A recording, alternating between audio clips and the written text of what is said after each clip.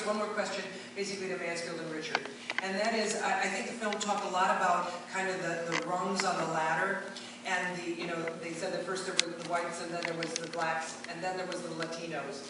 And that, they felt some fear and some distrust and had some problems welcoming the new immigrants. And I was just wondering if you could speak to that from your respective communities about, because frankly, the issue of how the African American community is receiving immigration is, that's an issue in itself, as well as the Latino community. So Mansfield, your response. To speak to the way I like to start is what Tom said, that they're resettling, what, 600 more families or individuals. So these people are coming from a foreign country. They're going to get some kind of services or some kind of help in resettling. And a lot of African Americans say, well, nobody helps me.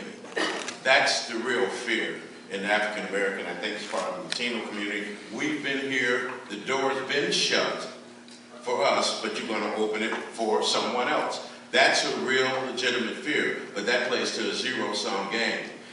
That most people in the African American community, if you really look at it, the more you open the door for immigrants, the more the door is open for everybody. But when you're looking at it very close, and what you think you're losing, and what you've been taught is that you lose when somebody else wins. But it's really not the case. The way that I think you make the fertile soil more welcoming is to make sure you don't leave other people out. That if you're going to make it more welcoming for immigrants, which we should, diversity is something we have to work at in America, and we don't.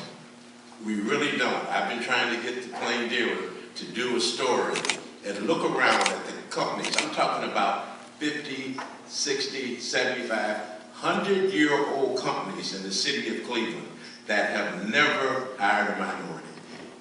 We know they're out there. Nobody wants to talk about it. And if we start addressing that, then the door will be open not just for immigrants, but for Hispanic Americans and African Americans also.